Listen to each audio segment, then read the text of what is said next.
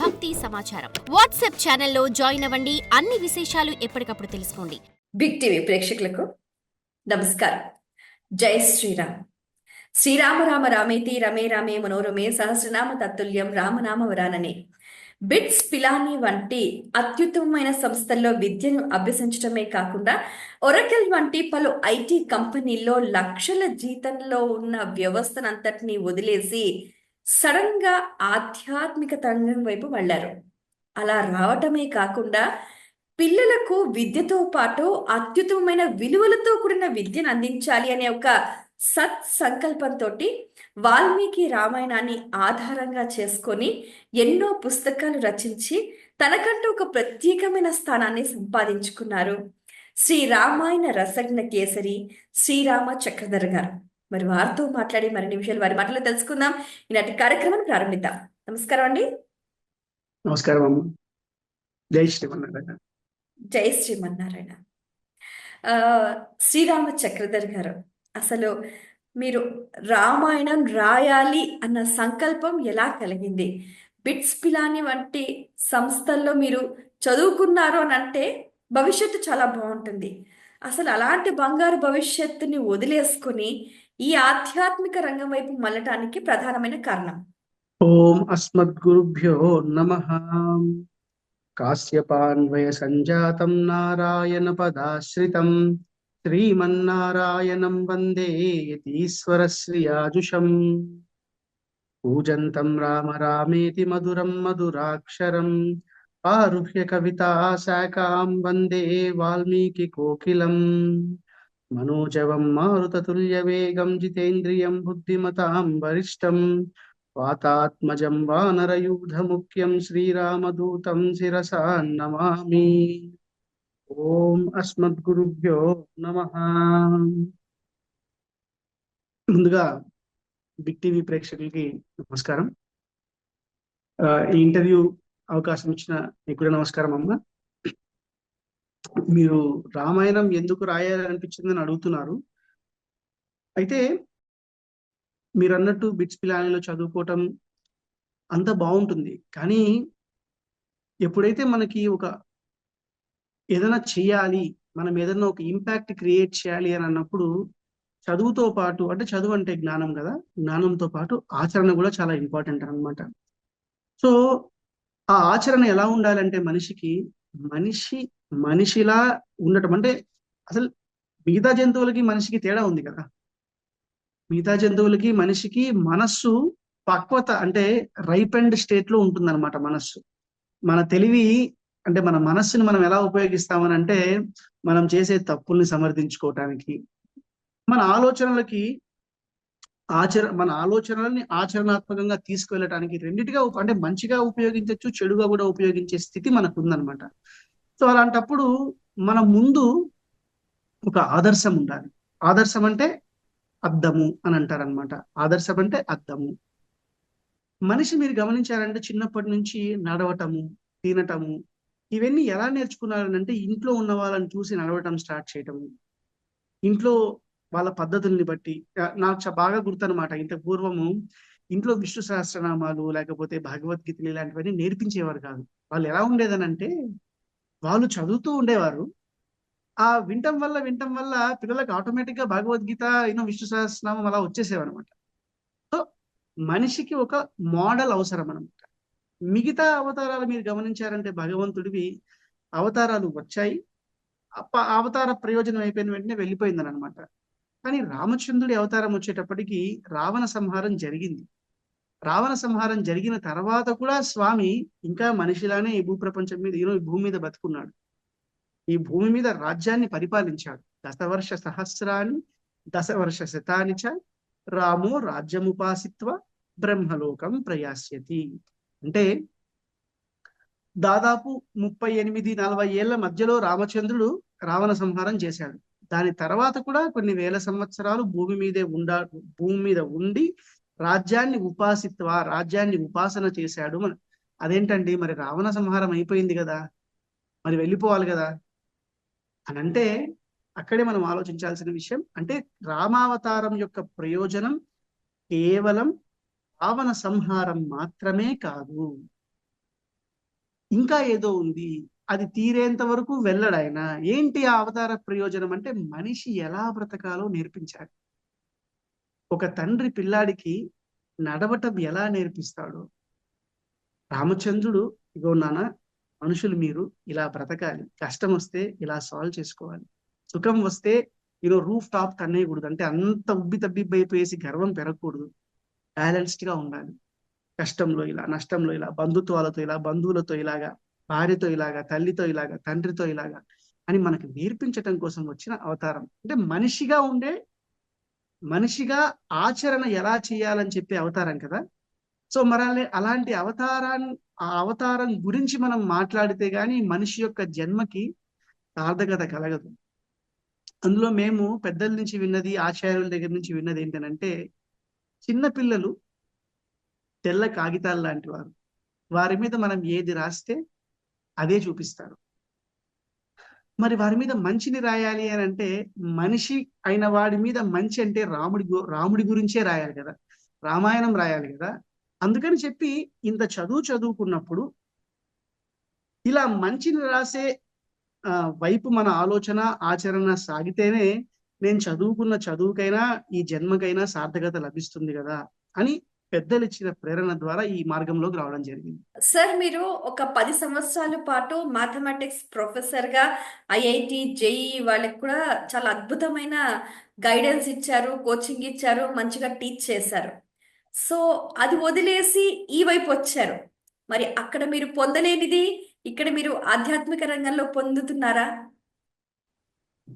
అంటే నేను ఆధ్యాత్మికవేత్తగా నేను చూసుకోవట్లేదమ్మా. అంటే అది చాలా పెద్ద పదం కదా, దానికి నేను తగునో లేదో కూడా మాకు తెలియదు. అయితే ఒకటి మాత్రం చెప్పగలను, మనం చదువుకున్న చదువు తర్వాత అదో ఆ ఉద్యోగం అని అన్నారు కదా మీరు, ఆ ఉద్యోగం తర్వాత ఈ రామాయణాన్ని మనం రీసెర్చ్ చేయాలి అని అన్నప్పుడు పార్ట్ టైం గా నేను ఐఐటి ఎగ్జామ్స్ కి ప్రిపేర్ అయ్యే వాళ్ళకి ట్రైనింగ్ ఇచ్చేవాడిని అనమాట. ఆ ట్రైనింగ్ ఇస్తున్నప్పుడు ఎంతో మంది పిల్లల్ని నేను గమనించడం స్టార్ట్ అయింది. అంటే ఎందుకు పిల్లలు సక్సెస్ అవ్వలేకపోతున్నారు, సిన్సియర్ గా ఉన్న స్టూడెంట్స్ ఎందుకు సక్సెస్ అవ్వలేకపోతున్నారు, కొందరు స్టూడెంట్స్ ఎందుకు డిసిప్లిన్డ్ గా ఉండలేకపోతున్నారు అని పిల్లల్ని చాలా దగ్గరగా అబ్జర్వ్ చేయడం జరిగింది అనమాట. సో దానివల్ల నాకు జరిగిన హెల్ప్ ఏంటనంటే, ఇప్పుడు రామాయణాన్ని సామాన్యుడికి ఎస్పెషలీ పిల్లలకు దగ్గర చేయాలంటే ఎలాంటి స్ట్రాటజీస్ మనం తీసుకుంటే అది హెల్ప్ అవుతుంది, అది ఇంకా మనుషులకు దగ్గర అవుతుంది, పిల్లలకు దగ్గర అవుతుంది, విద్యార్థులకు దగ్గర అవుతుంది అన్న విషయము మీద బాగా ఒక ఎక్స్పీరియన్షియల్ నాలెడ్జ్ వచ్చింది, అంటే అనుభవం వచ్చింది. సో అక్కడ నేను టెక్నికల్ ఎడ్యుకేషన్ ఇచ్చాను, దానివల్ల ఎక్స్పీరియన్స్ వచ్చింది పిల్లల మైండ్ సెట్ ఎలా ఉంటుందని. ఇక్కడికి వచ్చేటప్పటికి రామాయణాన్ని మీరు గమనించారంటే, మేము రాసిన పుస్తకాలు ఏది తీసుకున్నా మీరు, అవి కేవలం ఏదో ఒక కథ గురించి అని కాకుండా దాన్ని నీ జీవితంలో నువ్వు ఎలా ఇంప్లిమెంట్ చేసుకోవచ్చు, ఆచరించవచ్చు అన్న మోడల్స్ తయారు చేశామన్నమాట. సో మీరు అన్నదానికి ఆ ఉద్యోగం నాకు రామాయణాన్ని ప్రజలకు దగ్గర చేయటం కోసం ఎలా తీసుకెళ్తే బాగుంటుందో ఆ జ్ఞానాన్ని, ఆ ఎక్స్పీరియన్స్ ఇచ్చింది అనమాట. సో తప్పకుండా అది అంటే భగవంతుడి ప్లాన్ చాలా పెద్దగా ఉంటుంది కదా, మనకు తెలియదు కదా. సో నేనైతే ప్లాన్ చేయలేదు. ఆ చదువు అయిపోయిన తర్వాత ఉద్యోగం చేయటం, ఉద్యోగం తర్వాత ఇలాంటి పార్ట్ టైం టీచింగ్ చేయటం, దాని తర్వాత దాంతో పాటు ప్యారల్ గా ఇలా రావటం అన్నది ఒకదానికొకటి హెల్ప్ చేసుకున్నాయి. అందుకే పుస్తకాలు ఆచరణాత్మకంగా వచ్చాయని మేము అభిప్రాయపడుతున్నాం అన్నమాట. సార్, ఇప్పుడు నిఫ్ట్, ఐఐటి, ఎంసెట్ కి ప్రిపేర్ అయ్యే వాళ్లకు ఈ రామాయణం అందులోని కథలు ఏ విధంగా హెల్ప్ అవుతాయి అంటారు? ఇప్పుడు చూడండి, ఎగ్జామ్ అంటే ఏదైనా కానీ ఒక పరీక్ష అంటే నువ్వు నేర్చుకున్న దాన్ని ఎంత స్మార్ట్ గా నువ్వు ఇంప్లిమెంట్ చేయగలవు, అంతే కదా. ఇప్పుడు 3 గంటల్లో ఒక మనిషి భవిష్యత్తును మనం డిసైడ్ చేయలేం కదా.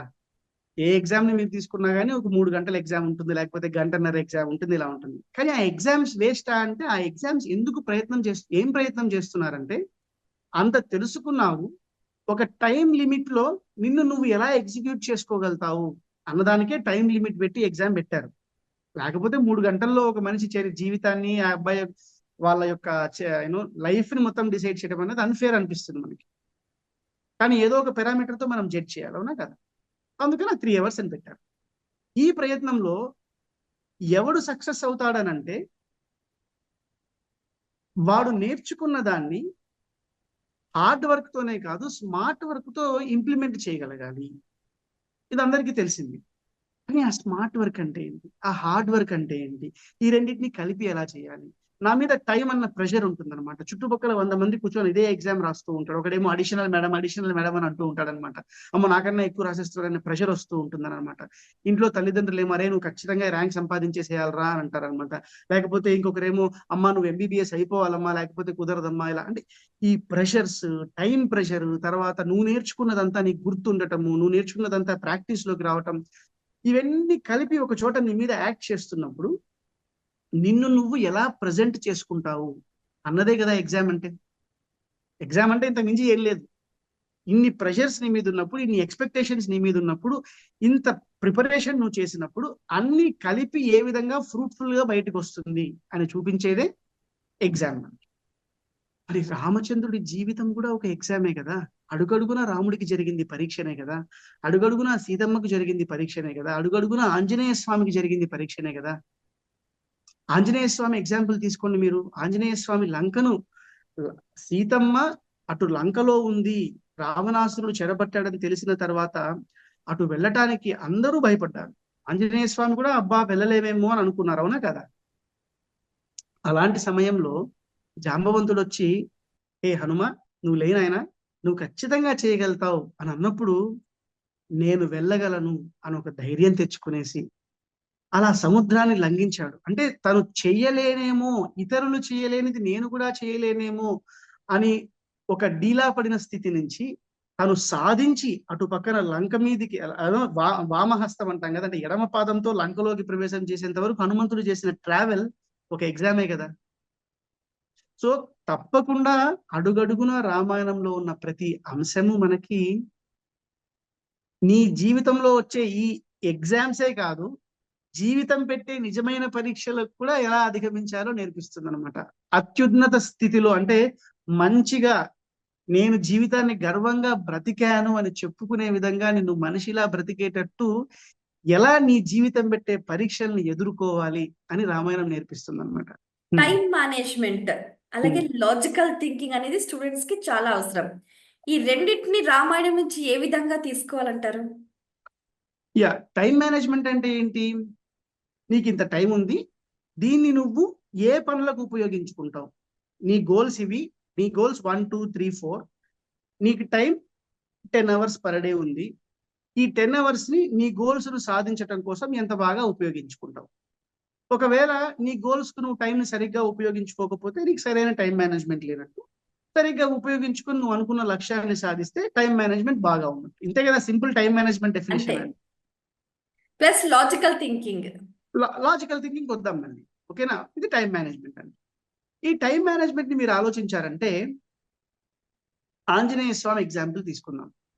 ఆంజనేయ స్వామికి ఎంత టైం ఇచ్చాడు సుగ్రీవుడు, అంటే దక్షిణ దిశకు సీతమ్మని వెతకటం కోసం వెళ్ళిన వాళ్ళకి ఇంత టైంలో మీరు రావాలని ఇచ్చాడు ఆ గడువు. అది దాటిపోయింది. అయినా ఆంజనేయ స్వామి వాళ్ళందరూ అటు అక్కడ వెళ్ళి వెతకడం స్టార్ట్ చేశారు. చివరికి ముందు చెప్పినట్టు లంకని దాటుతాను అని నిశ్చయించుకున్నాడు ఆంజనేయ స్వామి. ఏం జరిగింది అని అంటే హనుమంతుడు లంకని దాటడానికి శరీరాన్ని పెంచాడు, అలా గాల్లోకి ఎగిరాడు. అలా వెళ్తున్నప్పుడు మైనాకుడు అన్న పర్వతం వచ్చింది. ఏమయ్యా హనుమ, మీ నాన్న నాకు ఫ్రెండ్ అయ్యా, సముద్రుడికి సగరుడికి రాముడు వంశం వాళ్ళందరూ ఎంతో హెల్ప్ చేశారు, కాబట్టి నువ్వు మాకు అతిథివి, నా మీద ఉండు అని చెప్పారనమాట. అప్పుడు లేదు లేదు నాకు టైం అయిపోతుంది, నేను వెళ్ళిపోతున్నా అని చెప్పి వెళ్ళిపోతాడు. కొంచెం ముందుకు వెళ్ళిన తర్వాత సురస నాగమాత వచ్చేసి నువ్వు నా నోట్లోకి వెళ్ళిపోవాల్సిందే, దేవతలు నాకు వరం ఇచ్చారు నిన్ను టెస్ట్ నిన్ను మింగేయమని, అండ్ నా నుంచి పోయే వాళ్ళు ఎవరైనా నా నోట్లోకి ప్రవేశించాల్సిందే అని ఆవిడ నోరు పెంచింది, ఈయన నోరు పెంచారు అనమాట. ఆవిడ నోరు పెంచింది, ఈయన నోరు పెంచారు. చివరికి ఆంజనేయ స్వామి చిన్నగా అంగుష్ట మాత్రాన్ని అయిపోయేసి లోపలికి వెళ్ళిపోయి బయటకు వచ్చేసి అమ్మా నీ నోట్లోకి వెళ్ళమన్నావు కదా, వెళ్ళొచ్చేసాను, నన్ను పంపించేసేయి అని అంటాడన్నమాట. సరే ఆవిడ కూడా ఆశీర్వదించి వెళ్ళినాయన అంటుంది. కొంచెం ముందుకు పోయేటప్పటికి సింహిక అన్న రాక్షసి ఆంజనేయ స్వామి నీడని బట్టి లాగుతుందన్నమాట, చంపాలన్న ప్రయత్నం చేస్తుందన్నమాట. ఆ చంపాలన్న ప్రయత్నం చేస్తున్నప్పుడు ఆంజనేయ స్వామి చూస్తాడు, చూసి ఈవిడేంటి ఇంత పెద్దగా ఉందని ఆలోచించేసి ఒక మాట కూడా మాట్లాడ్డనమాట. సురసతో నాగమాతతో ఆంజనేయ స్వామి మాట్లాడినట్టు ఉంటుంది తప్ప సింహిక దగ్గరికి వచ్చేటప్పటికి ఒక్క మాట కూడా మాట్లాడు. ఆ సింహిక నోట్లోకి అలా ప్రవేశించేసి మొత్తం ఆవిడ్ని చీల్చుకొని బయటికి వచ్చేసి చంపేస్తాడనమాట. అటు లంక మీదకి వచ్చి తన అడుగును మోపుతాడనమాట. సో ఈ విధంగా సముద్ర లంఘనం చేసిన ఆంజనేయ స్వామిని మనం చూసామంటే టైం మేనేజ్మెంట్ కి అవసరమైన ప్రిన్సిపల్స్ 4. ఏంటి ఆ 4 అంటే ధృతి, అంటే నేను ఈ పనిని చెయ్యగలను అన్న ధైర్యం. రెండవది దృష్టి, అంటే ఫోకస్. ఈ పని నేను చెయ్యాలి, ఈ పని నేను చేస్తున్నప్పుడు, అంటే ఫర్ ఎగ్జాంపుల్ నేను యూపీఎస్సికి ప్రిపేర్ అవుతున్నప్పుడు మధ్యలో నాకు గ్రూప్ 1 గ్రూప్ 2 వచ్చింది, సాటిస్ఫై అయిపోదామా, సెటిల్ అయిపోదామా అని అనిపించేస్తుంది అనమాట. అలా కాదు, నా లక్ష్యం ఏంటి, సీతమ్మని చూడటము. ఇక్కడ మైనాకుడు పైకి వచ్చేసి నా మీద నువ్వు ఉండిపోయా, ఒక పండో ఒక పువ్వో ఒక తేనో తీసుకో, సుఖంగా ఉండు, తర్వాత వెళ్దు అని అంటాడనమాట. కానీ ఆంజనేయ స్వామి, నా లక్ష్యం రాముడి సేవ కాబట్టి నువ్వు నాకు మధ్యలో నాకు అవాంతర ఫలితానివి, అంటే డిస్టర్బెన్స్ని, మనకు అనుకూలంగా ఉన్న డిస్టర్బెన్సెస్ చాలా ఉంటాయి. మనం గమనించామంటే మనకి ప్రతికూలంగా, అంటే నెగిటివ్ గానో లేకపోతే మనకి వెనక్కి లాగేవి మనకి ఈజీగా అర్థమైపోతూ ఉంటాయి అనమాట. ఫర్ ఎగ్జాంపుల్ టీవీ చూడటము, ఎక్కువ మొబైల్ ఫోన్ చూడటము, ఇది తప్పు అని మనకు తెలుసు. కానీ ఫర్ ఎగ్జాంపుల్ మనం చదువుతున్నప్పుడు మన నాన్నో అమ్మో నాయనమ్మో తాతయ్య వచ్చేసి, అరే ఏం చదువుతావరా, ఇంతసేపు ఏం చదువుతావరా, ఇదిలే చదువుకో, రేపు పొద్దున్న లేదు కదా చదువు. ఇది ఏంటంటే మనకు అనుకూలంగా అనిపిస్తున్న ఒక డిస్టర్బెన్స్ అనమాట. దీన్ని మనం గుర్తించగలగాలి. సో దీన్ని దృష్టి, ఫోకస్ అని అంటాం అనమాట. తర్వాత సురస దగ్గరికి వచ్చాము. సురస దగ్గరికి వచ్చేటప్పటికి మనం కొన్ని పనులు ఖచ్చితంగా చేయాల్సి ఉంటాయి. అంటే పొద్దున లేవటము, స్నానం చేయటము, లేకపోతే ఆహారం తీసుకోవటము, నీరు తాగటము, మన శరీరం యొక్క ఆరోగ్యాన్ని మెయింటైన్ చేసుకోవటము, మన కుటుంబంలో ఉన్న సంబంధాలను మెయింటైన్ చేసుకోవటము, ఇవన్నీ ఏంటి మన జీవితంలో ఖచ్చితంగా చేయాల్సిన. అయితే వీటిని చెయ్యాలా అని అంటే సురస దేనికంటే మనం జీవితంలో చేయాల్సిన పనులను రిప్రజెంట్ చేస్తుంది. అయితే ఆ పనులు ఎంత చేయాలి, నోటిలోకి వెళ్ళి బయటికి వచ్చేసేయాలి. అంతే తప్ప నోటిలోకి వెళ్ళి రోబనికి వెళ్ళిపోతానంటే ఆంజనేయ స్వామి అన్నవాడే ఉండేవాడు కాదు కదా. సో మనం చెయ్యాలనుకున్న పనులని చెయ్యాలి. కానీ ఎంతవరకు చెయ్యాలనంటే మనకు శ్రీకృష్ణ పరమాత్ముడు చెప్తాడనమాట, యుక్తాహార విహారస్య. ఏ పనైనా చెయ్యి, కానీ ఎంతవరకు చేస్తావనంటే మోడరేషన్ అని అంటాం అనమాట. అంటే పరిమితితో, హద్దులు దాటి ప్రవర్తించకు, ఎంత అవసరమో అంత చెయ్యి. తిండి తినమన్నాం కదా అని చెప్పేసి నేను పిజ్జా ఒక 4-5 పిజ్జాలు తినేస్తాను అంటే మరుసటి రోజు ఎగ్జామ్కి ఏం చదువుకుంటాం కనుక, ఫుల్ నిద్ర వచ్చేసిపోతాం. సో చేయాల్సిన పని చేయాలి, అది ఎంతవరకు చేయాలో అంతే వరకు చేయాలి. దీన్ని దృష్టి మతి అని అంటాం అనమాట. నెక్స్ట్ దాక్ష్యం. దాక్ష్యం అని అంటే సమర్థత. ఒక పనిని నువ్వు చేయాలనంటే నిన్ను వెనక్కి లాగే సింహిక లాంటి వాళ్ళు ఎంతో మంది ఉంటారు. అది నీ వీక్నెసెస్ అవ్వచ్చు, అంటే నీకు టీవీ పిచ్చి అవ్వచ్చు, రాత్రి మేలుకోవడం అవ్వచ్చు, క్రికెట్ చూడడం అవ్వచ్చు, ఇంకోటి అవ్వచ్చు. నిన్ను వెనక్కి పట్టి లాగే నీ వీక్నెస్ అన్నిటితో సురసతో మాట్లాడి బేరాలాడిన ఆంజనేయ స్వామి సింహిక దగ్గర ఒక్క మాట కూడా మాట్లాడలేదు. అంటే నీ వీక్నెస్ తో నిర్దాక్షిణ్యంగా ఉండాలి. నువ్వు నిర్దాక్షిణ్యంగా లేకపోతే నువ్వు ఎంత సాధించాలని ట్రై చేసినా నువ్వు వెనక్కి లాగబడిపోతావు, సముద్రంలో మునిగిపోతావు. సో మీరు గమనించండి, టైం మేనేజ్మెంట్ అని అంటున్నాం. ఈ 4టిని ఇప్పుడు కంబైన్ చేయండి. ధైర్యం ఉండాలి, అనుకున్న లక్ష్యం పట్ల చిత్తశుద్ధి ఉండాలి, చేయాల్సిన పనులు చేయాలి, చెయ్యకూడని పనులు చేయకూడదు. ఈ 4టిని మనం యూజ్ చేస్తే టైం మేనేజ్మెంట్ అదంతా కదే ఆటోమేటిక్. అసలు టైం మేనేజ్మెంట్ అన్న పదం కూడా అవసరం లేదు మనకి. ఆటోమేటిక్ గా నీ లైఫ్ టైం మేనేజ్మెంట్ కి ఎగ్జాంపుల్ అయిపోతుంది అనమాట. ఆంజనేయ స్వామి చక్కగా ఈ సూత్రాలు నేర్పించాడు. ధృతి, దృష్టి, మతి, దాక్ష్యం మనకు రామాయణం చెప్తుంది. సాధారణంగా లౌకికంగా ఉన్న ప్రజలకి ఏంటంటే ఒక అపోహ, రామాయణం అనగానే రాముడు సీత అన్ని కష్టాలే పడ్డారు, ఇప్పుడు ఆ కష్టాలు తెలుసుకోవడానికి మనం అవి చదవాలా అని అంటూ ఉంటారు. మీరేం చెప్తారు? మొదటిది, ఎంత రామాయణం తెలుసు మనకి అని మనం ఆలోచించాలి. ఎంత రామాయణం తెలుసారంటే మీరు గమనించారంటే బాలకాండ నుంచి ఉత్తరాఖండ వరకు, కొందరు ఉత్తరాఖండం స్వీకరిస్తారు, కొందరు ఉత్తరాఖండం స్వీకరించారు. మనం ఉత్తరాఖండం కూడా స్వీకరించి మాట్లాడతాం. రాముడు 18వ సర్గలో పుట్టాడమ్మా. సో 18 సర్గల వరకు రాముడు లేడు. 18వ సర్గ నుంచి ఒక ఆ 18వ సర్గలో పుడతాడు.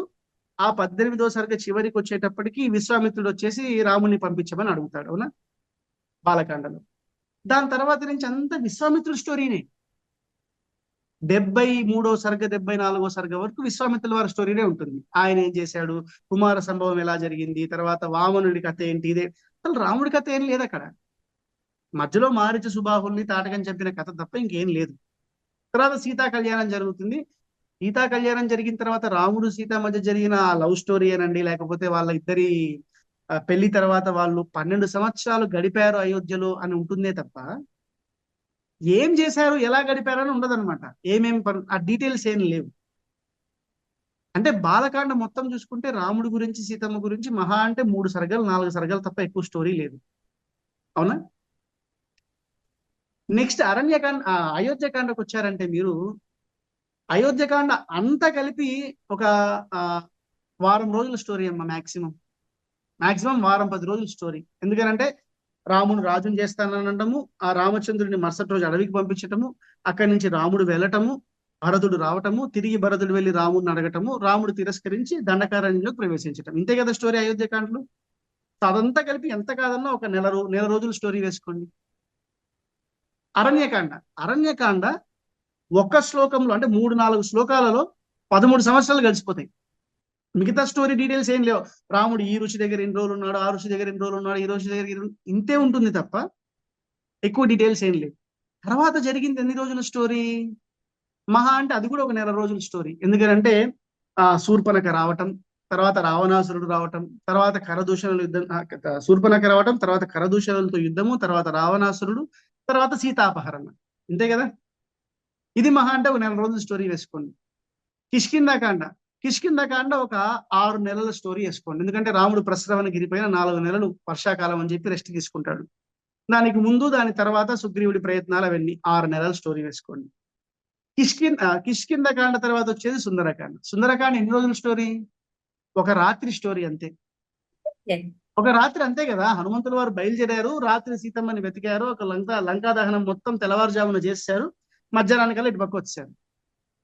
ఒక రాత్రి అంటే మీరు మహా అంటే ఒక రాత్రి కాబట్టి 2 days వేసుకుంటారంటే వేసుకోండి, నో ప్రాబ్లం. యుద్ధకాండ రాముడు అటు వెళ్ళటం, యుద్ధం చేయటం, తిరిగి రావటం, యుద్ధం అంతా కలిపి మనం ఒక 2 నెలలు వేసుకుందాం. మనకి తెలియదు ఎన్ని రోజులు జరిగిందో యుద్ధం. అంటే కొన్ని నెంబర్స్ చెప్తారు, మనకి ప్రామాణికంగా మనం చెప్పుకోవాలి కాబట్టి నేను చెప్పట్లేదు. ఒక 3 నెలలు వేసుకోండి. సో మీరు అంతా గమనించినా కానీ ఇప్పటి వరకు యుద్ధకాండ వరకు 1 సంవత్సరం స్టోరీ అన్నా ఉందాము. కానీ మీరు గమనించండి, ఈ 1 సంవత్సరం స్టోరీ ఎంత పవర్ఫుల్ అనంటే, వాల్మీకి మహర్షి ఏదేది వర్ణించాడనంటే మనిషికి ఏది అవసరమో అది మాత్రం వర్ణించాడనమాట.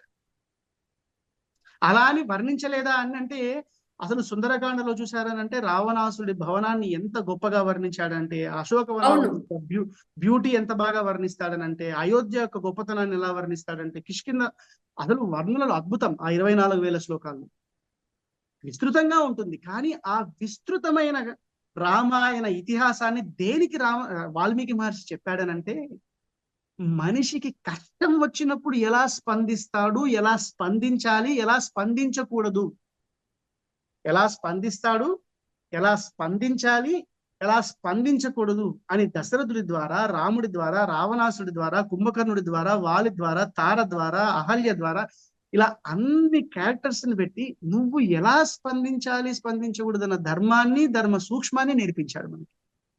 సో రామాయణం అన్నది ఎందుకు మనకి చెప్పబడింది అంటే, కష్టం వచ్చినప్పుడు నువ్వు స్పందించే తీరల.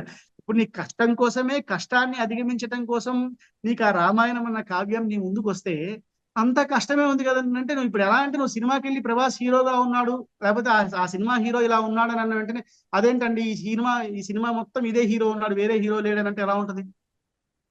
అసలు రామాయణం వచ్చిందే మనిషి కష్టం వచ్చినప్పుడు ఎలా స్పందించాలని నేర్పించడం, ఎలా స్పందించకూడదో చెప్పటం కోసం, అవునా కదా? కానీ మీరు గమనించండి, మీరన్న దాంతో పాటు ఇంకొకటి ఏంటంటే, సీతారాముల గుడి కడితే కష్టాలు వస్తాయి, సీతారాములని దండం పెట్టుకుంటే కూడా కష్టాలు వస్తాయి అని అంటారు. సీత అన్న పదం పెట్టుకోవాలంటే ఒక అర్హత ఉండాలి మీకు.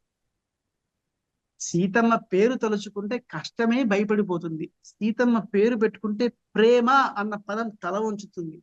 సీతమ్మ పేరు పెట్టుకుంటే దృఢ సంకల్పము, శరణాగతి, పక్కన వాళ్ళ మీద ప్రేమని ఎలా చూపించాలి, ఎలా క్షమించాలి అన్న గుణాలన్నీ సీతమ్మ నుంచి నేర్చుకోవాలి కదా అని ఆ పదాలు నేర్చుకోవడం స్టార్ట్ చేస్తాయి. అలాంటి పేరు పెట్టుకుంటే కష్టాలు ఎందుకు వస్తాయమ్మా? ప్రాబ్లం ఏంటి తెలుసా? మనిషి అన్న వాడికి ఎవరైనా మంచిగా ఉన్నాడు అని అనిపిస్తే వాళ్ళని ఏదో విధంగా కలుషితం చేయాలన్న ప్రయత్నం చేస్తారనమాట. ఇప్పుడు రాముడు ఏం చెప్పాడనంటే, నేను మనిషిని రా బాబు అని అన్నాడు అనమాట. కానీ మనం ఏం చేసాం?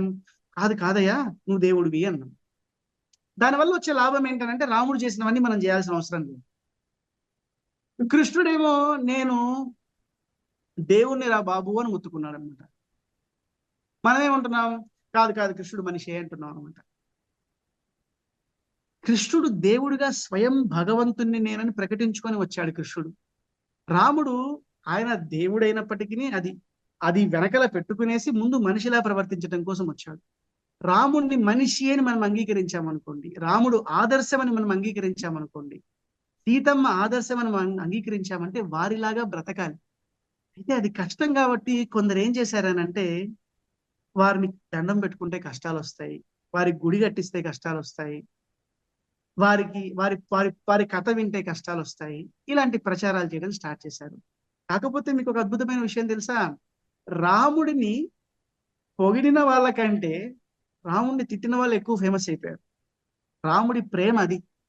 నువ్వు నన్ను పొగిడినా తిట్టినా కాదయ్యా, నా పేరు పలుకుతున్నావు, నువ్వు నా సంతానానివి, నన్ను తిడతావా? ఎంతో మంది రాశారు కదా పుస్తకాలు, ఎన్నో పుస్తకాలు రాశారు. మీకు తెలియదు ఏముంది చెప్పండి? రామాయణాన్ని విమర్శిస్తూ, రాముణ్ణి విమర్శిస్తూ ఎన్నో పుస్తకాలు వచ్చాయోనా? అలానే రామాయణాన్ని గురించి గొప్ప వ్యాఖ్యానాలు రాసిన వాళ్ళు కూడా చాలా మంది ఉన్నారనమాట.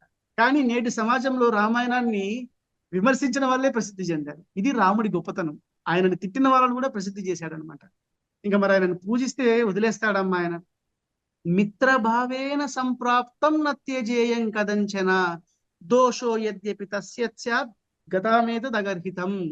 ఆయన నువ్వు నాతో స్నేహితుడిలా రానక్కర్లా, స్నేహితుడి వై రానక్కర్లా, మిత్ర భావేన, ఓకే నేను ఈయనకు ఫ్రెండ్ నేమో అన్న భావనతో వచ్చినా చాలు, నిన్ను నేను వదిలిపెట్టను, నిన్ను నేను కాపాడుతాను. రావణాసురుడు విభీషణుడు వచ్చి శరణాగతి చేస్తే సుగ్రీవుడు వద్దని అంటాడు. కానీ వాళ్ళందరినీ కన్విన్స్ చేసి సుగ్రీవా నువ్వు వెళ్ళి విభీషణుని తీసుకురా అంటాడు. మళ్ళీ సుగ్రీవుడు అక్కడికి వెళ్ళిన తర్వాత విభీషణుడు రాలేదేమో, రావణాసురుడు వచ్చాడేమో, మళ్ళీ నా దగ్గరికి అడగడానికి వస్తావేమో, నువ్వు అలా రావద్దు. విభీషణువా, అది విభీషణుడైనా ఎదివా రావణ స్వయం, రావణాసురుడు వచ్చినా తీసుకొని రా, నా శరణాగతి ఇస్తున్నా నేను. ఎంత టార్చర్ పెట్టాడమ్మా రావణాసురుడు చెప్పండి. అలాంటి టార్చర్ పెట్టిన రావణాసురుడికి కూడా అభయం ఇస్తున్నానని అన్నాడు. అలాంటి టార్చర్ పెట్టిన రావణాసురుడు యుద్ధంలో చిక్కినప్పుడు రేపన్నా మారతాడేమో, ఈ రోజు వెళ్ళి రేపు రా అని చెప్పాడు. అలాంటి రావణాసురుడికి తలకొరివి పెట్టను నేను అని విభీషణుడు అంటే, నేను నిన్ను సోదరుడిగా ఇప్పుడైతే అనుకున్నాను, రావణాసురుడు నా సోదరుడే, మరణాంతాని వైరాని, మరణంతో వైరమంతా అయిపోయింది, నువ్వు ఆయనకు పెట్టాలి, లేకపోతే నేనే పెడతానని చెప్పాడు. శత్రువును కూడా ఇంత క్షమించగలిగిన రామచంద్రుడు ఆంజనేయ స్వామి, అమ్మా సీతమ్మ ఒక్కసారి నన్ను వదులు, యుద్ధం తర్వాత నిన్ను చుట్టుపక్కల రాక్షస స్త్రీలు ఎంత టార్చర్ పెట్టారో నేను చూశాను, వాళ్ళందరిని ఒక్కసారి నేను టార్చర్ పెట్టేసి వదులుతాను అంటే, సీతమ్మ పాపానాంబా శుభానాంబా వదార్హానాం ప్లవంగమ, ఏమయ్యా వాళ్ళ రాజు అలా ఉన్నాడు, అలా ప్రవర్తించారు, ఇప్పుడు మంచి రాజు వచ్చాడు కదా, మంచి రాజుగానే తయారైపోతాడు, నువ్వేంటి అలా చేస్తావని వాళ్ళను కూడా క్షమించింది కదా. ఇలా వాళ్ళ పట్ల దోషాలు చేసిన వాళ్ళని కూడా, వాళ్ళకి కష్టాలు కలిగించిన వాళ్ళని కూడా క్షమించగలిగిన రాముడు సీత, మనం వారిని పూజిస్తే కష్టాలు కలిగిస్తారమ్మా? ఇది రామాయణాన్ని, రామతత్వాన్ని, సీతమ్మ వైభవాన్ని అర్థం చేసుకోలేని వాళ్ళు మాట్లాడే మాటలు. అంతే తప్ప, ఇప్పుడు పిల్లాడు ఉంటాడు, తండ్రి గారిని ఎగతాళి చేస్తాడు, అంత మాత్రాన తండ్రికి వచ్చిన లోటు ఏంటి చెప్పండి? పిల్లాడికి జ్ఞానలోపమని వదిలేయాలి తప్ప తండ్రికి వచ్చిన లోటు కాదు కదా. అలానే ఆ ప్రశ్నకు కూడా సమాధానం. For more videos like this, subscribe Big TV channel.